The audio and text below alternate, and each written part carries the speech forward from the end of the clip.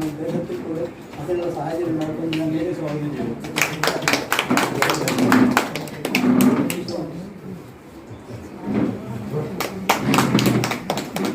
ചടങ്ങ് ഉദ്ഘാടനം ചെയ്യുന്നതിന് വേണ്ടി നമ്മുടെ ആരാധ്യയായ കൗൺസിലർ ശ്രീമതി അഞ്ജന ടീച്ചറെ ക്ഷണിക്കുന്നു.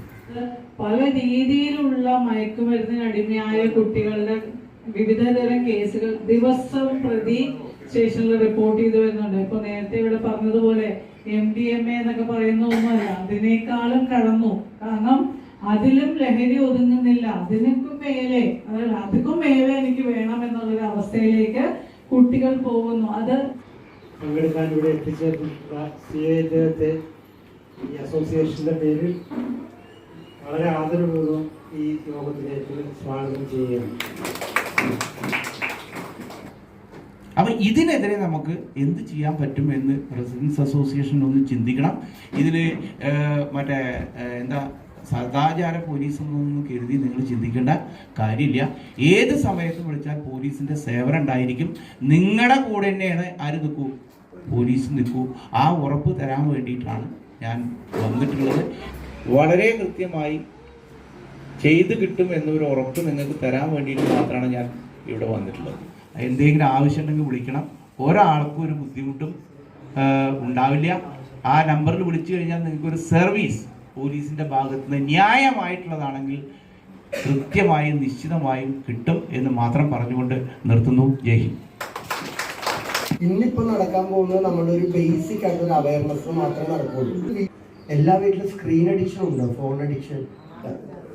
പക്ഷെ അത് ഒരു കുട്ടിയുടെ വളർന്നു വരുന്ന ഒരു കുട്ടിയുടെ തലച്ചോറിനെ മാത്രം ബാധിക്കുന്നു എന്ന് തിരിച്ചറിവുണ്ടെങ്കിൽ മാത്രമേ അതൊരു അഡിക്ഷൻ ആണെന്ന് നമുക്ക് മനസ്സിലാവുള്ളൂ. 18 വയസ്സായ ഒരു കുട്ടി 18 വർഷം നെഞ്ചോട് ചേർത്ത് വളർത്തിക്കൊണ്ടുവരുന്ന നമ്മുടെ മക്കൾ അവിടെ ഒരു നെഗറ്റീവ് റിലേഷൻഷിപ്പിലോട്ട് ഇറങ്ങിപ്പോയി. 18 കൊല്ലം നമ്മൾ ഇതേതാണ്. ഒരു 2 മാസം കൊണ്ട് സ്ഥാപിച്ച ഒരു ബന്ധം എത്തുമ്പോൾ അപ്പുറത്ത് നിൽക്കുമ്പോൾ മാതാപിതാക്കൾ ഇപ്പുറത്ത് നിൽക്കുന്നു. അവൾ ആരുടെ കൂടെ പോകും? മയക്കുമരുന്നിലോട്ട് പോയാലുള്ള പ്രശ്നം എന്താണ്? അത് ആ വ്യക്തിയെയും ആ വ്യക്തിയുടെ ചുറ്റിനുള്ള മറ്റ് സമൂഹത്തെയും കൂടി എന്ത് ചെയ്യുന്നു? കൂട്ടുകാരെ എല്ലാം പെടുത്തി കളയും. കാരണം ആ വ്യക്തിയുടെ നിലനിൽപ്പാണത്. അപ്പൊ ഈ 3 മേഖലയെ കുറിച്ച് ബേസിക് ഒരു അവയർനെസ് ഇന്ന് തരണം. 200ഓളം അഡിക്ഷൻസ് ഉണ്ട്. എല്ലാം പറയേണ്ട ആവശ്യമില്ല. ഈ 3 അഡിക്ഷൻസ് എങ്കിലും നമ്മൾ അവെയർ ആയില്ല എങ്കിൽ ഇന്ന് നമ്മൾ കെട്ടിപ്പൊക്കുന്നു, അല്ലെങ്കിൽ നമ്മൾ കിടന്ന് ജീവിക്കുന്നു, അല്ലെങ്കിൽ മക്കൾക്ക് വേണ്ടി ഇരിക്കുന്നു എന്നൊക്കെ പറയുന്നതിൽ ഒരർത്ഥവും. ബാലൻസ് ഷീറ്റ് നോക്കുമ്പോൾ 0 ആയിരിക്കും, ഒന്നും ഉണ്ടാവില്ല, നെഗറ്റീവ് ആയിരിക്കും. അപ്പോൾ നമുക്ക് ആ ഒരു കാര്യത്തിലോട്ട് നമുക്കൊന്ന് കയറാം. ഒരു സിഗരറ്റിൽ 200ഓളം കെമിക്കല് അടങ്ങിയിരിക്കുന്നു എന്നുള്ളതാണ് ഞാൻ പറയുന്ന റിപ്പോർട്ടല്ല, ലാബ് റിപ്പോർട്ടാണ്. നിങ്ങൾക്ക് ആർക്ക് വേണമെങ്കിലും ചെക്ക് ചെയ്യാം. ബ്രൗൺ റെഡ് ആണെങ്കിലോ പക്ക കെമിക്കലാണ്.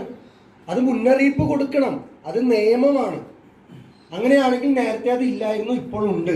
ആ ഡിഫറൻസ് ആണ് നമ്മൾ എന്ത് ചെയ്യേണ്ടത്, മനസ്സിലാക്കേണ്ടത്. ഇനി ഇതൊരു കുട്ടി ഉപയോഗിച്ചാലുള്ള പ്രശ്നം എന്താണ്? മൈലിൻ എന്ന് പറയുന്ന ഒരു ആവരണമുണ്ട്. ഈ ആവരണം ഫോം ആവുന്നത് ഈ തലച്ചോറിന്റെ വളർച്ച പൂർണ്ണമാവുന്നതോടുകൂടിയാണ്. അതിനു മുമ്പ് ഏതെങ്കിലും വ്യക്തി ഒരു ലഹരി പദാർത്ഥമോ ഇതുപോലത്തെ എന്തെങ്കിലും വസ്തുക്കൾ ഉപയോഗിച്ചാൽ ആ വ്യക്തിയുടെ തലച്ചോറിനെ തീവ്രമായിട്ട് എഫക്ട് ചെയ്യും. മെന്റൽ ഹെൽത്ത് ഡൗൺ ആകും. ഒരു ചെറിയ റൂമിലിരുന്ന് ഞങ്ങൾ സംസാരിച്ച് ആദ്യം തുടങ്ങിയ ദിവസമായി അവൻ വന്നിച്ചിരിക്കുന്നതാണ്. പറയണമെന്ന് അവന്റെ തലയിലോട്ട് കയറുന്നില്ല. പക്ഷെ ഞാൻ നിർത്തിയില്ല. ഞാൻ പതിയെ 3-4 പ്രാവശ്യമായിട്ട് ഇരുന്ന് കഴിഞ്ഞപ്പോൾ അവസാനം അവനൊരു ചോദ്യം ചോദിച്ചു. സാർ, എനിക്കൊന്ന് രക്ഷപ്പെടണമല്ലോ. അവൻ എവിടെയൊക്കെയോ സ്പാർക്കായി. ചില എക്സാമ്പിൾസും അവൻ്റെ ഗ്രാഫും ഒന്ന് പ്രോബ്ലവും അവനുണ്ടാക്കിയ പ്രോബ്ലംസ് ഒക്കെ ഒന്ന് അവൻ്റെ പ്രശ്നമായിട്ടല്ല, ചില കാര്യങ്ങൾ ഇങ്ങനെ വെച്ചു കൊടുത്തപ്പോൾ അവൻ എവിടെയൊക്കെയോ ക്ലിക്ക് ചെയ്തു. എനിക്കൊന്ന് രക്ഷപ്പെടണമല്ലോ എന്ന് പറഞ്ഞു. ഓൺ ദ സ്പോട്ടിൽ ഞാൻ എന്ത് ചെയ്തു? നേരെ കൊണ്ടുപോയി. തന്നെ പഠിക്കുന്നു, നല്ല രീതിയിൽ പഠിക്കുന്നു, കാര്യങ്ങളൊക്കെ ചെയ്യുന്നുണ്ടെങ്കിൽ നമ്മളെന്തായി? കുടുംബം സമാധാനമല്ലേ?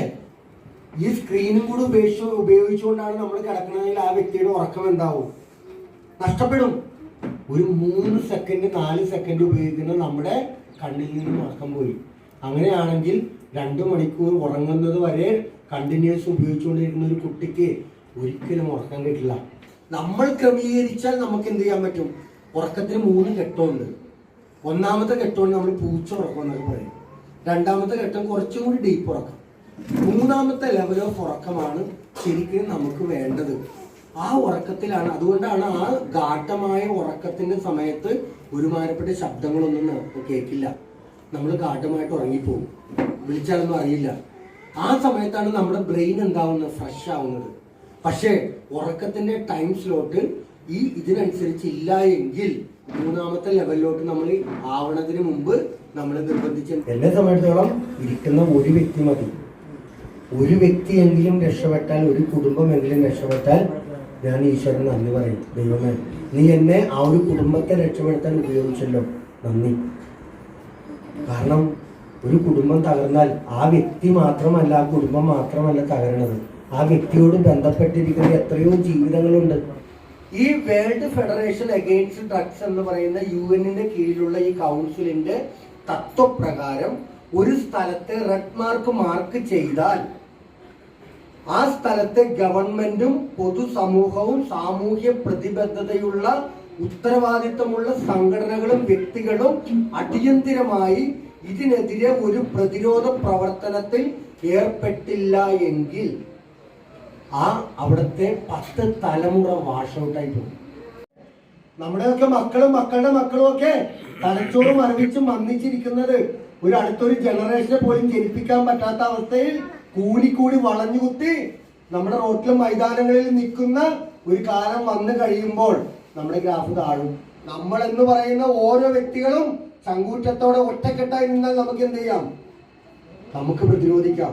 ഈ ഗിരിനഗർ റെസിഡൻസ് അസോസിയേഷൻ എടുക്കുന്ന ഒരു തീരുമാനം 100% ഫലപ്രാപ്തിയിൽ എത്തുന്നത് വരെ ഒരു വളരെ ക്രിയാത്മകമായ ഒരു പദ്ധതിയുമായിട്ട് മുന്നോട്ട് പോയാൽ അത് ഈ കേരളത്തിൽ നൽകുന്ന ഒരു സന്ദേശമുണ്ടാവും. തൻ്റെ ഒപ്പം പഠിച്ചു നടക്കുന്ന തൻ്റെ എല്ലാവരെയുമായിട്ട് ഇവൻ താരതമ്യം ചെയ്യും മക്കൾ. അപ്പോഴാണ് നിരാശ വരുന്നത്. എൻ്റെ അത്രയും പോലും കഴിവും സാധ്യതകളും ഇല്ലാത്ത എൻ്റെ കൂടെയുള്ളവരൊക്കെ പഠിച്ച് വളർന്നു പോകുന്നു. താൻ പഠനത്തിൽ താഴോട്ടായി. ജീവനുണ്ടെങ്കിലല്ലേ നമുക്ക് ഒഴുക്കിനെതിരെ നീന്താൻ പറ്റുള്ളൂ. ആ ചങ്കൂറ്റും നട്ടലും ജീവനുണ്ടായാലേ നോ, ശരിയല്ല എന്ന് നമുക്ക് പറയാൻ പറ്റുള്ളൂ. അപ്പൊ ശരീരത്തിലെ ബ്ലഡിലാണ്.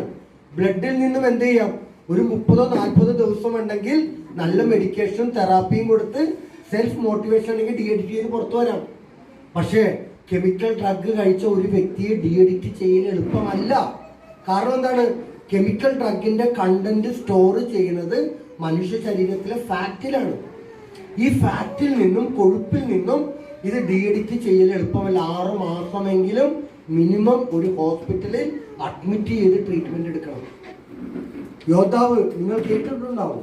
നമ്മുടെ ഈ സമൂഹത്തിൽ എവിടെയെങ്കിലും ഇതിന്റെ കച്ചവടമോ വിതരണമോ ഉപയോഗം നടക്കുന്നുണ്ടെങ്കിൽ ഇതൊരു വാട്സാപ്പ് നമ്പറാണ്.